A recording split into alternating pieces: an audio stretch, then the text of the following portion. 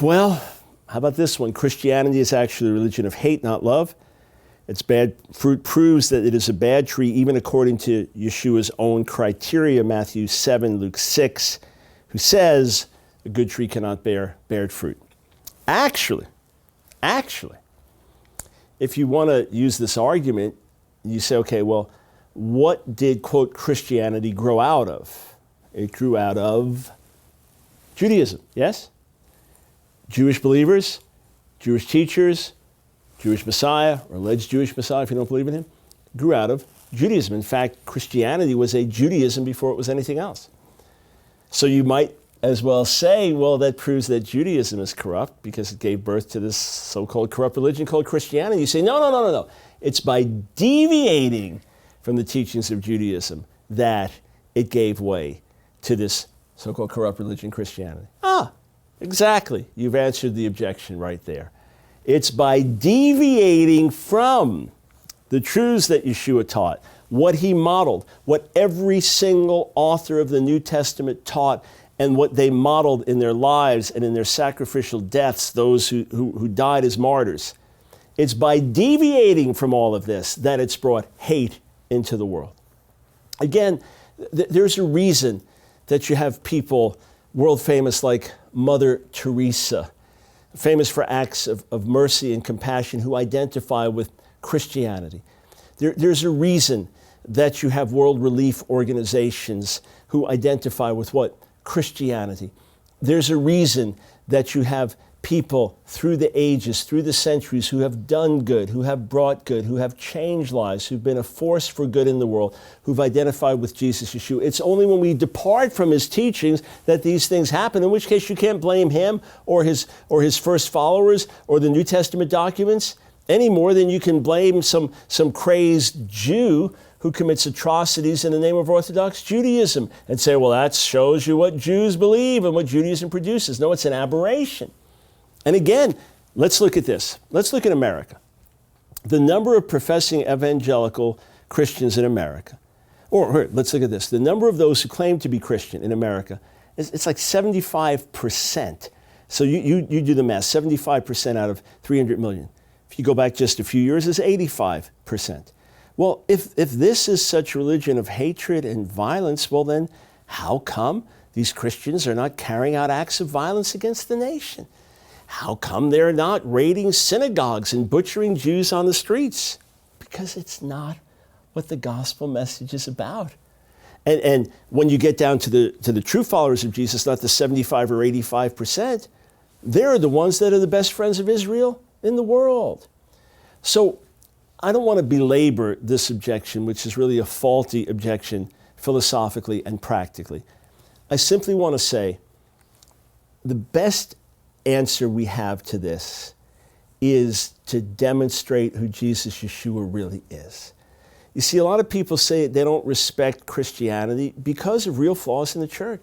Sexual scandals among our leaders, financial scandals among our leaders, bigotry among followers of Jesus, hatred and so on.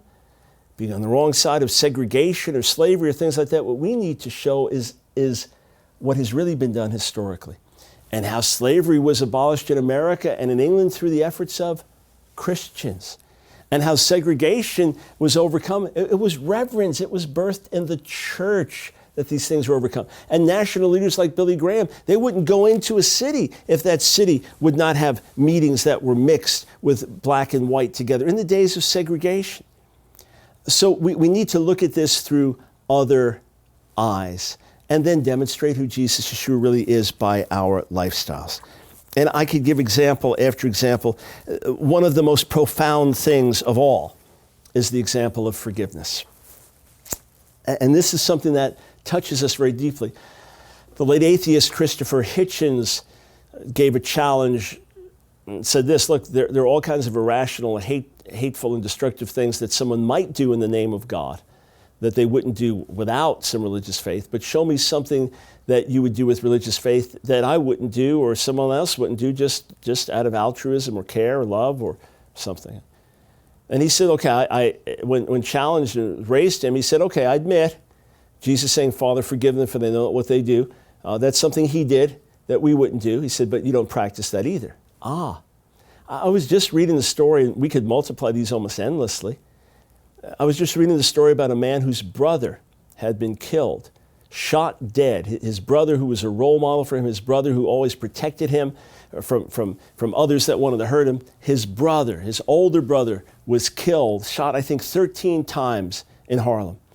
And one of the men went to prison and was going to be in prison for many, many long years because of his murderous act, and realized what he did and couldn't forgive himself for what he did.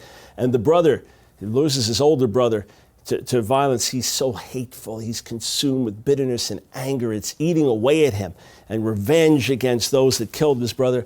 And then he has a wonderful encounter with Jesus, and he is wonderfully born again and wonderfully changed, and reaches out to the man who killed his brother to forgive him. And now that the man has finally gotten out of prison after these many, many years, he's working with him to help rehabilitate him and get him restored to society and make him to understand the beauty and love of the message of Jesus. They're incredible stories. Read the book Unbroken, one of the most amazing books I've ever read, about a man who was terribly tortured as a prisoner of war in World War II. And consumed with bitterness, his life falling apart as an alcoholic, his wife in the process of divorcing him, when he has a wonderful life-changing encounter with Jesus. And as a result of that, he now goes back to Japan to look for his torturer to forgive him face to face for the atrocities that he committed and to tell him there is a better way. And the list goes on and on and on. Oh, justice is justice. Justice is important. But forgiving instead of hatred, bitterness, anger, and rage, that's something the gospel brings real transformation. In 2012, I went over to India. It was my 19th trip to India at that time, and I made a special trip along with the trip I made later in the year, my annual ministry trip over there. I made a special trip over there in 2012 to honor a friend that I work with. He was turning 60 years old, and there was a celebration for him, and it's a very, very big thing in India, turning 60. These newspaper ads celebrating his, different ones taking out ads to say, we congratulate you on 60 years and so on. I was the only one that traveled internationally. He's one of my best friends in the world. And there were government officials there that flew in from other cities to commend him and speak highly of his work. When he came to faith in Jesus in his mid-20s, he was a Maoist communist who had signed with his own blood as a boy of just 11 years old to become a radical communist called Naxalite there.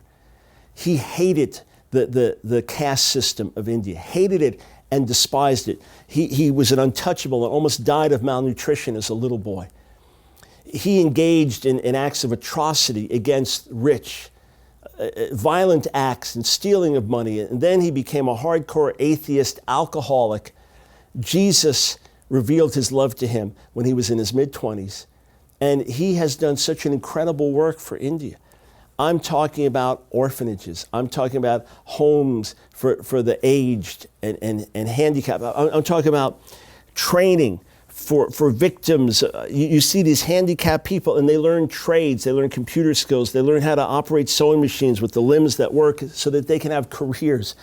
They've gone into unreached regions and spread the good news of the knowledge of the God of Israel and his Messiah, and then helped the poorest of the poor to find their way and to make a living. And he's established hospitals and schools, nursing school, and on and on. He's an untouchable. Barely had an education himself.